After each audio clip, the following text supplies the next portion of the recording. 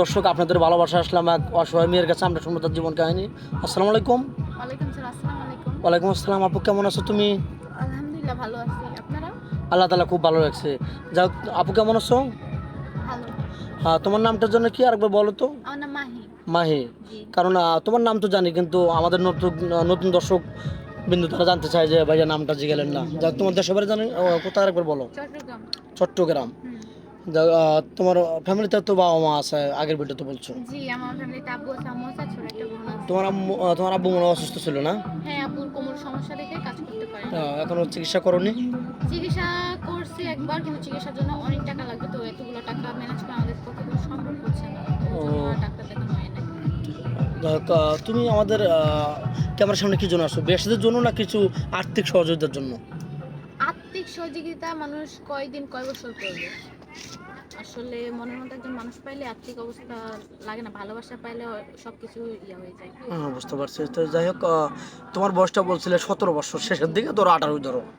তো কোনো প্রবাসী বাইজুল বয়স 30-35 হয়ে গেছে, সে তার সংসার চালাতে গিয়ে বা তার বাপ মাকে চালাতে গিয়ে একটু বয়স আপ হয়ে গেছে, কিন্তু ম্যানটা ভালো, তাহলে কি তোমার কোনো আপত্তি থাকবে, কোনো সমস্যা? আমার আপত্তিটা বয়সে না, আমার আপত্তিটা হচ্ছে যে মন নিয়ে। আমার যে কোনো হোক, বয়সটা যে হোক, আমার তাতে কিছু আসে না, আমার মনটা ভালো হইতে হবে।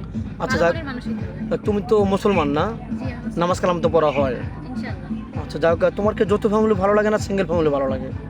আসলে সিঙ্গেল ফ্যামিলিও আলাদা, যৌথ ফ্যামিলি আলাদা। তো সবসময় যৌথ ফ্যামিলিতে তো থাকি নাই, বড় হই নাই, পরিবারটা আমার সিঙ্গেল ছিল। তো যৌথ ফ্যামিলিকে যদি আমি মানিয়ে গুছিয়ে নিতে পারি তাহলে ওইটাই ভালো।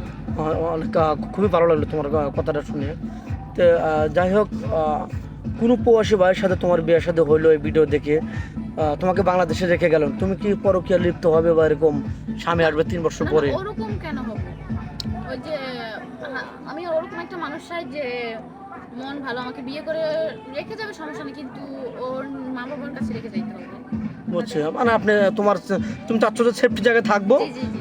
আমি হ্যাপি থাকবো, বা তার মনটা আমি রাখার চেষ্টা করবো, আমি নষ্ট পথে যাবো না ইনশাল্লাহ। আমার স্বামীর মর্যাদাটা আমি ধরে রাখবো। তো যাই হোক, তোমার স্বামী যদি তোমাকে বলেন যে বিয়ের পরে 5 ওয়াক্ত নামাজ পড়তে হবে এবং পর্দা করে চলতে হবে, তোমার কোনো সমস্যা হবে? কি সমস্যা? ইনশাআল্লাহ পারবো। ওটা তো আরো ভালো নাকি? জি, ওইটা করে ভালো। আচ্ছা, যাই হোক, ভিডিওটা আর বাড়াতে চাচ্ছি না। তোমার ফোন নাম্বারটা দিয়ে দাও। ফোন কিনেছো আদৌ? আসলে আমার ফোন ইউজ করি না আমি। মানে এখনো কেনই নি? না, আমি কিনি না। আর বাসায় তো সংসারটা চালাইতে কষ্ট হয়, আমি ফোন কিনবো কি দিয়ে বলেন? ও আচ্ছা, যাই হোক, মেয়েটার কোনো ফোন নেই, আমাদের নাম্বার দেওয়া থাকবে, মানে ইউটিউব চ্যানেল কর্তৃপক্ষ নাম্বার দেওয়া থাকবে। কেউ ভিডিও কল দেবেন না, অডিও কল দেবেন। ভিডিও কল দিলে ব্লক করতে বাধ্য হবো। ভালো থাকবেন, সুস্থ থাকবেন, এই বলে শেষ করে দিচ্ছি। আল্লাহ হাফেজ।